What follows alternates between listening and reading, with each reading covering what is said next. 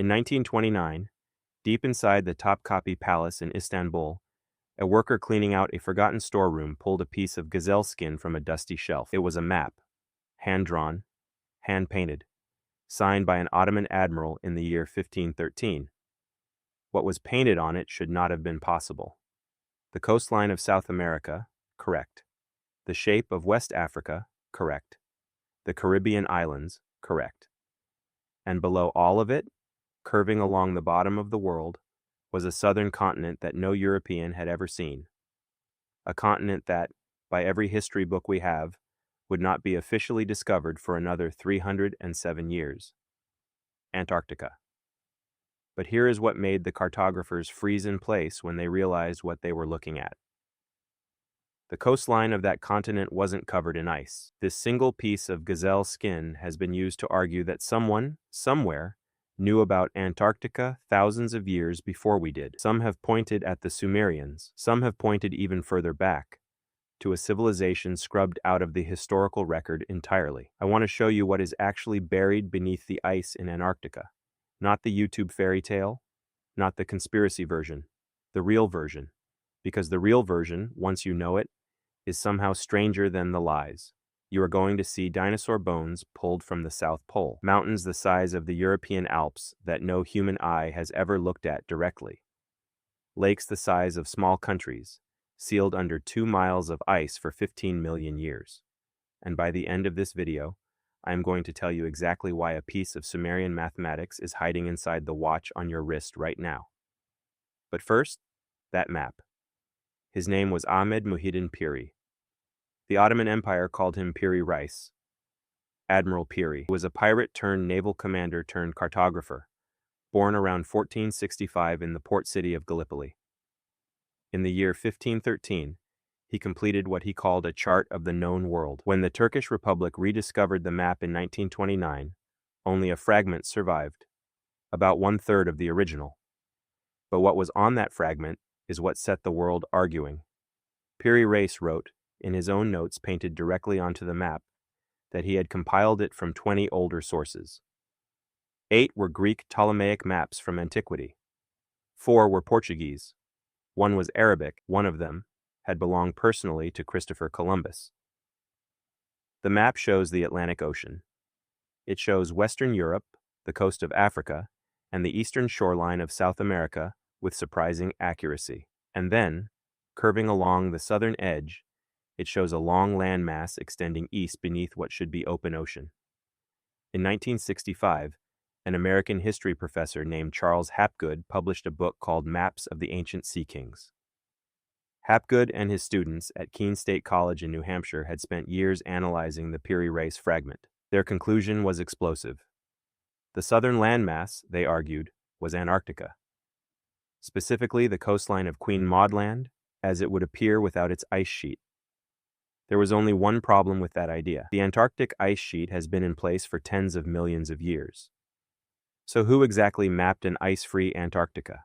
Hapgood's answer was that an unknown ancient seafaring civilization, far older than any we know about, possessed accurate world maps that were copied and recopied through Phoenician, Greek, Arab, and finally Ottoman hands, until a piece of that ancient knowledge ended up on Piri Reis's desk. Now I have to be honest with you, because I am not here to sell you a fantasy. Most professional cartographers today reject Hapgood's interpretation. They argue that the curving southern coastline is a distorted depiction of southern South America, drawn that way because Piri Reis ran out of parchment and bent the geography to fit. That is a reasonable explanation.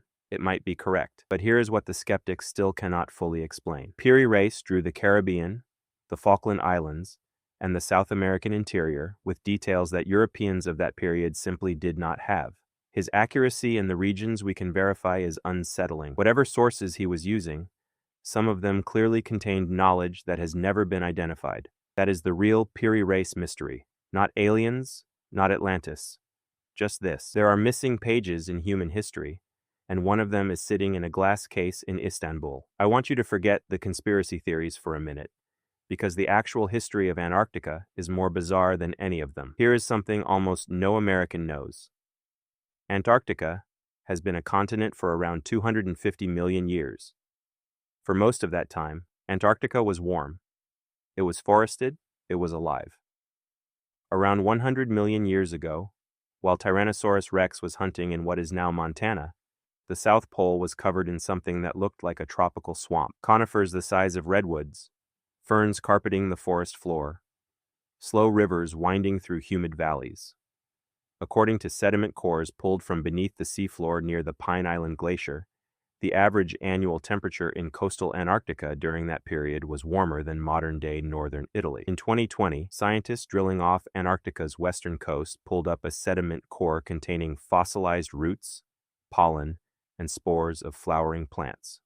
The plants had not been carried there by ancient ocean currents. They had grown there, exactly where the drill found them, 90 million years ago. In 2024, the same research team identified something even more astonishing. A fragment of amber, smaller than a grain of sand, recovered from 950 meters beneath the seafloor. Inside the amber, microscopic bark cells from a conifer-like tree. The amber even showed signs of what botanists call pathological resin flow, the chemical defense a tree uses when it has been damaged by parasites or fire. There were forest fires at the South Pole, and then the world changed. About 34 million years ago, and geologically speaking, this is overnight, carbon dioxide in the atmosphere dropped. The Drake Passage opened between South America and Antarctica, and a cold ocean current began to circle the continent, sealing it off from warm equatorial water. In roughly 100,000 years, ice formed across the entire landmass. The forests died, the animals vanished, the continent went into the deep freeze,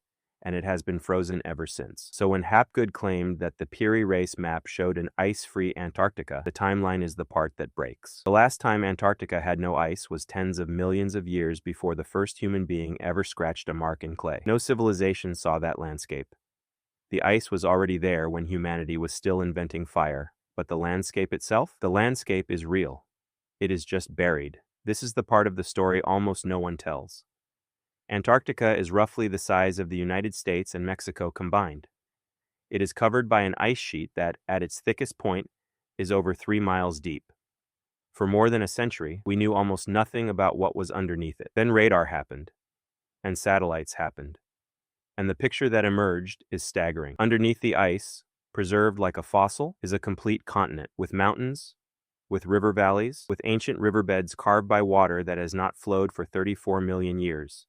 With lakes that have never seen sunlight. Let me give you some specific things buried down there that should rewire your understanding of what is at the bottom of the world. The first is the Gamburtsev Mountains, a mountain range buried under nearly 2 kilometers of ice in the heart of East Antarctica. They stretch for 750 miles.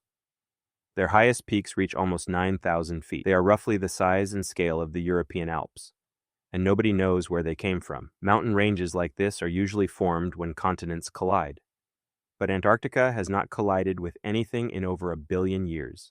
The Gamburtsevs are old, possibly older than the ice itself, and the ice has actually protected them.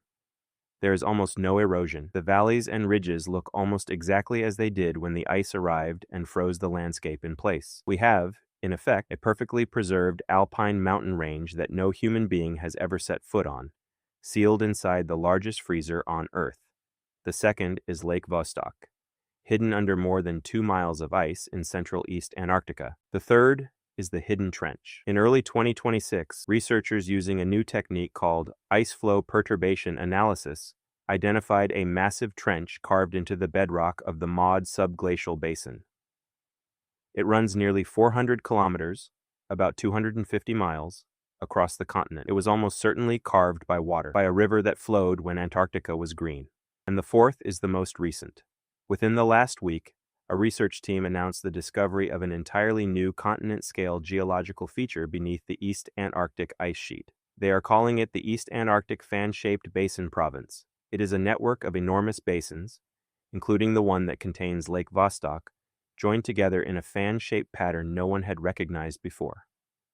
We are still mapping the bedrock under Antarctica, and we are still finding things on the scale of small countries. This is the part the conspiracy videos get exactly backwards. They tell you that something is being hidden under the ice. The reality is that something genuinely incredible is buried there, and scientists are racing to map it before climate change makes the question urgent. I have to address the pyramid, because I know you have seen the images. In 2016, satellite photos of a mountain in Antarctica's from above It looks exactly like a man-made pyramid. Conspiracy channels went into orbit. Lost civilizations, Atlantis, aliens, secret bases. Here is the truth. The mountain is about 4,150 feet tall, roughly one-fifth the height of Denali. It sits in a range first spotted from the air in 1935 by American aviator Lincoln Ellsworth. Geologists call this kind of formation a pyramidal nunatak. It is a peak that sticks up above a surrounding ice sheet, eroded by freeze-thaw cycles on multiple sides, until its faces converge into a near-perfect point. The Matterhorn in the Alps is shaped the same way. So is the upper portion of Mount Vinson, Antarctica's tallest peak, which climbers walk past constantly without thinking it is man-made. But here is the part that almost nobody includes when they debunk it. Those same Ellsworth Mountains contain something that is genuinely strange. In the Minaret Formation, geologists have pulled fossils dating back roughly 500 million years. Trilobites, brachiopods, archaeocyathids, primitive sponge-like animals from the Cambrian period. These are the same kinds of fossils found in Cambrian rocks in Australia, because Antarctica and Australia were once part of the same supercontinent, Gondwana. So when you look at that pyramid mountain in the satellite photo, you are not looking at a lost civilization. You are looking at 500 million years of erosion shaping a rock that contains the bodies of animals that died before fish even had jaws. That is not less impressive than the conspiracy. That is more. Now let's talk about the Sumerians, because the popular story about them is almost completely wrong. Popular story comes from a man named Zecharia Sitchin, who in 1976 published a book called The 12th Planet. Sitchin claimed that the Sumerian deities called the Anunnaki were extraterrestrials from a planet named Nibiru, which supposedly orbited the sun on a 3,600-year cycle. He claimed cuneiform tablets describe spacecraft, genetic engineering, and the alien creation of humanity. I want to be very direct with you. Cuneiform scholars, the actual academics who can read these texts, have systematically dismantled Sitchin's translations. The word Anunnaki does not mean those who from heaven came. It means roughly princely seed or royal offspring. There is no Sumerian tablet describing rocket ships. There is no mention of a 12-planet solar system. Sitchin invented those readings. They are not in the texts. But here is the part that drives me a little crazy, because the real Sumerian achievements are genuinely unbelievable, and almost no American has ever been told about them. The Sumerians invented writing, they invented the wheel, they invented the sailboat, they invented the plow, the city, the law code, the school, and the first multiplication tables. They invented the calendar of 360 days. They invented the 12 signs of the zodiac your horoscope still uses today. And here's the one I want you to sit with. Look at your watch. Look at any clock. There are 60 seconds in a minute. There are 60 minutes in an hour. There are 360 degrees in a circle. There are 24 hours in a day, which is 2 halves of 12. The Sumerians used a base 60 number system, what mathematicians call sexagesimal.